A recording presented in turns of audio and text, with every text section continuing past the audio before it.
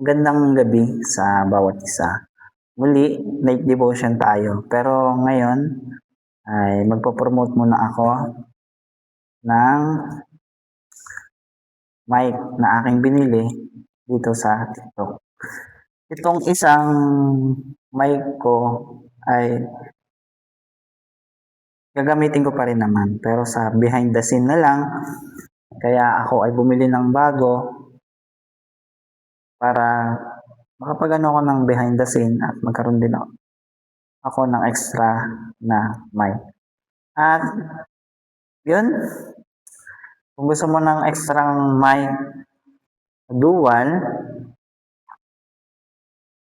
tulad nito, at abot presyong halaga lang, ay ilalagay ko yung link nito dito sa baba ng aking video. Yun, umpisa na natin. Verse 1 ng chapter 10 ng Mga Ngaral.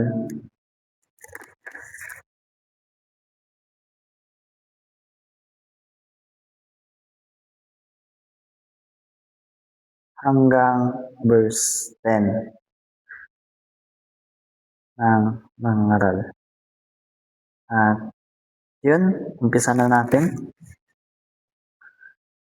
Ang isang boteng pabango ay mapapabaho ng isang patay na langaw. Ang bahagyang kamangmangan ay nakakasira sa karunungan at karangalan. Ang matalino ay inaakay ng kanyang isipan tungo sa kabutihan. Itong verse 2 ng Mga Ngaral chapter 10 ay kung ikaw ay matalino, makakapag-desisyon ka ng tama. At yung desisyon mong yun yung magdadala sa iyo tungo sa kabutihan. Yun po yung nakita ko pong aral dito sa verse 2. At sana po ay naunawaan nyo po.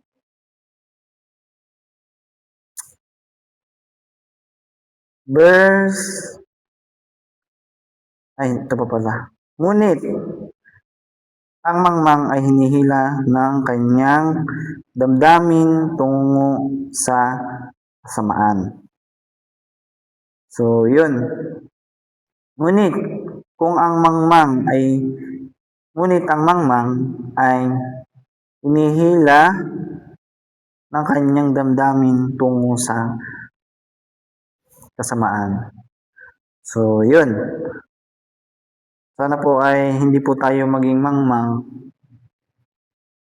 kundi tayo po ay maging matalino at piliin po natin maging matalino sa lahat ng oras upang hindi po tayo maging mangmang.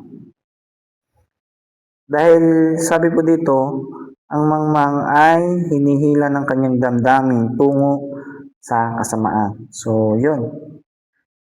Ang mangmang pala ay nadadala ng kanyang damdamin. Alam mo yun, yung kahit na mali, yung bagay na yun ay ginagawa pa rin. Pagpapakita pala yun ng isang kamangmangan.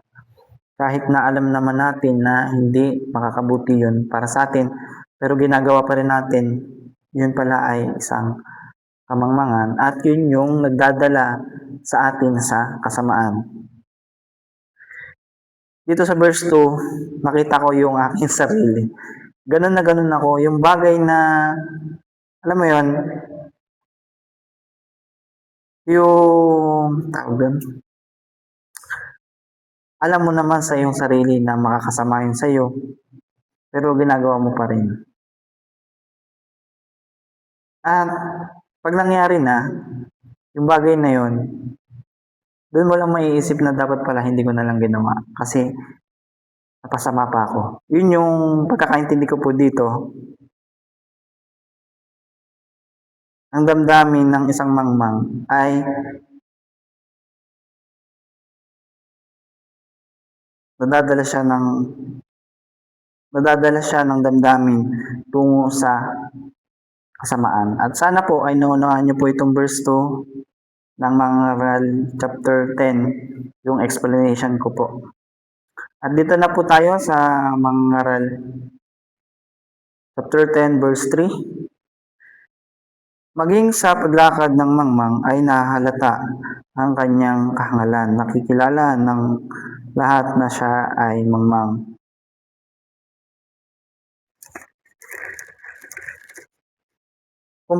Kung ang pinuno mo ay magalit sa iyo, huwag kang magbibitiw sa iyong tungkulin sapagkat maging ang malaking pagkakamali ay mapapatawad kung ikaw ay magiging mahinahon. Ito naman po verse 4, kung ikaw po ay may nagawang mali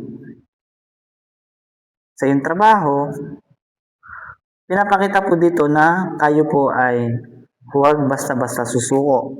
Sa verse 4, na kung tayo man ay nagkaroon ng pagkakamali sa ating trabaho, huwag agad tayong aalis, kundi maging mahinahon at isiping mabuti kung ano yung magiging epekto ng ating pag-alis sa ating trabaho. At yun po yung pagkakaintindi ko po dito sa verse 4. Dahil sabi dito, kung ang pinuno mo ay magalit sa iyo, huwag kang magbibitiw sa iyong tungkulin. Sapagkat maging ang malaking pagkakamali ay mapapatawad kung ikaw ay magiging mahinahon. At yun, kung magalit man yung iyong boss or amo sa iyo dahil nagkaroon ka ng pagkakamali at alam mo sa iyong sarili na hindi mo sinasadya, ay magpatuloy ka sa iyong pagtatrabaho at huwag kang basta-basta bibitaw or bibitiw sa iyong tungkulin. Liba na lang kung ikaw ay paalisin. Pero pinapakita po dito sa verse 4 ng Mangaral chapter 10 na kung tayo man ay pagalitan ng ating amo, tayo ay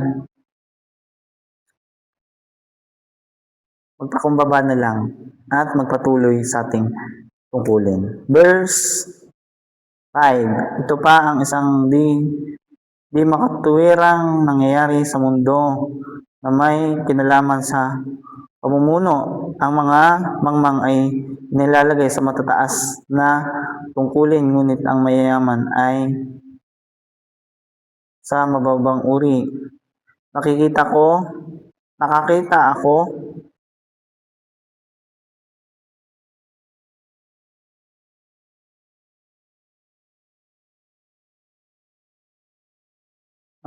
ako ng mangmang ng mga alipin nakasakay sa kabayo samantalang ang pinuno ay naglalakad. Ang nag-uumang ng bitag ay siya ring mahuhuli roon. Ang lumulusot sa mga pader ay matutuklaw ng ahas. Ang nagtitibag ng bato ay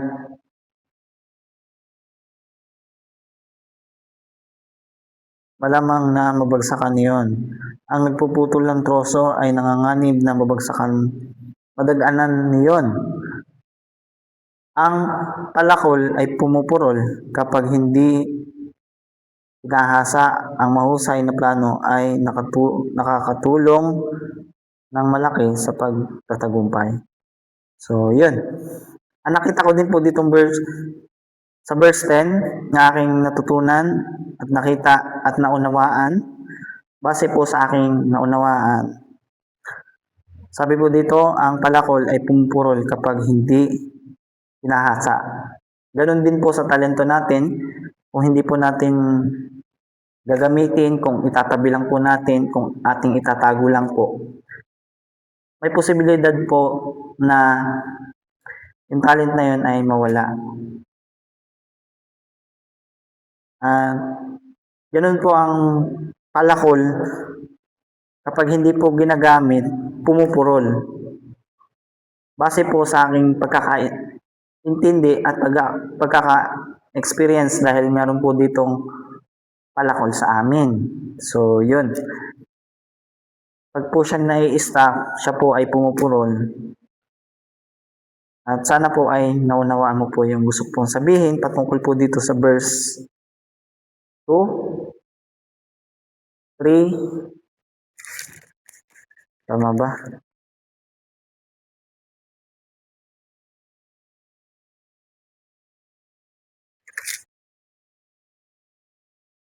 4, at saka 8. Yan. Hanggang dito na lamang po. Muli, kita-kits po tayo sa ating night devotion. Good night po. Bye-bye.